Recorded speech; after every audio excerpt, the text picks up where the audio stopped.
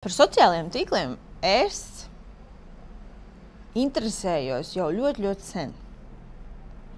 Nu, kas kuram ir sen, citiem sen ir tik līdz parādījās internets. Man šie meklējumi, jeb patiesības atklāšana sākās laikam 5 gadus atpakaļ. Jā, kad es sapratu, pirmkārt, man bija ļoti bail no sociālajiem tīkliem. Man bija bail filmēt sevi, vēl trakāk bija man klausīties pašai savā balsī. Bet, kad es astroloģiski paskatījos savā kartē un sapratu, ka viens no maniem saules iedegšanas mehānismiem ir skatuve, tad es sapratu, ka sociālie tīkli tā ir viena brīnišķīga vieta, kur es to varu realizēt. Un man neder tā vienkārši darīt. Man patīk izzināt līdz saknē. Un tad sākās mans izpētes ceļš, jeb dažādi kursi.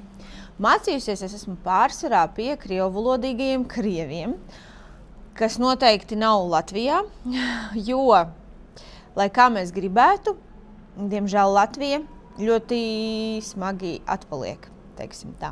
Un viss tas, kas bija populārs tur pirms 5 gadiem, pa maziem solīšiem, ienāk mūsdienās Latvijā.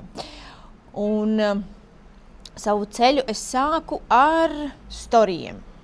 Es sapratu, ka tas nav tā vienkārši, ka tu vienkārši nofilmē, es šodien dzēru kafiju, es šodien biju tādā restorānā, un es sapratu, ka tur ir kaut kāda lielāka, dziļāka tā doma, jo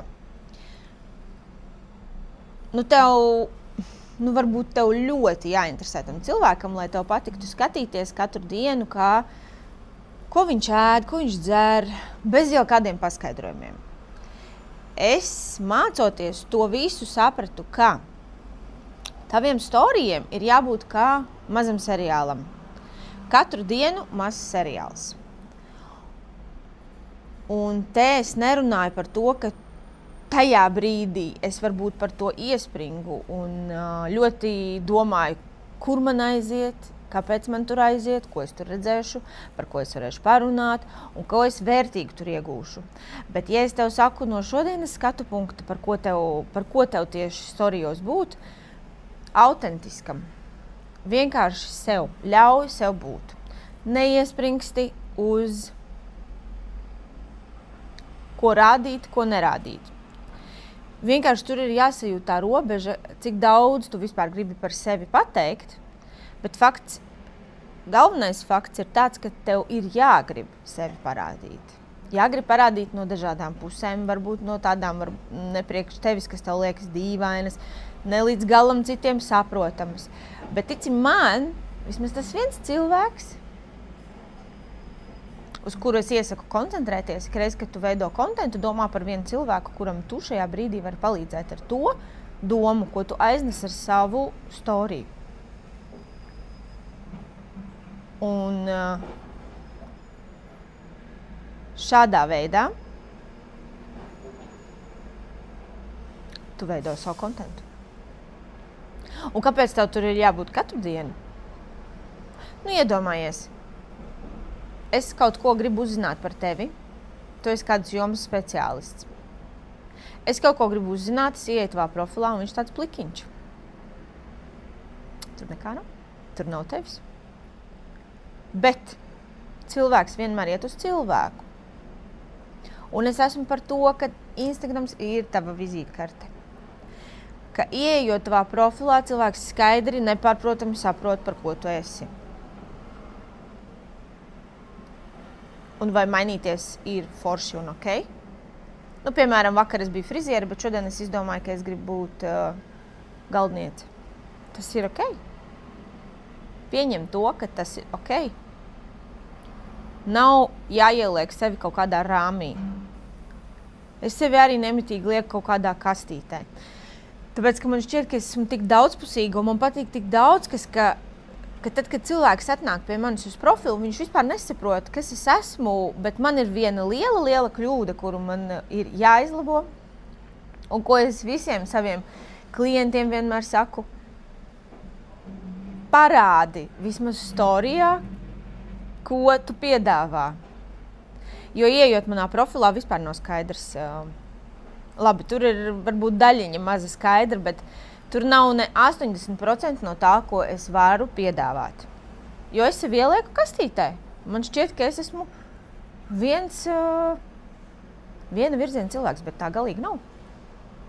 Tāpēc padomā par to, ka mainīties ir ok. Un tu drīksti mainīties. Tu drīksti mainīt arī profila bildi, ja tu gribi.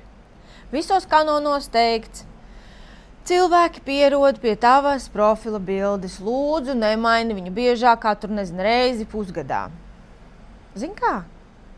Jo vairāk tu kaut kādiem kanoniem sekosi, jo grūtāk tev dzīvot, man liekas, būs. Nu, man noteikti.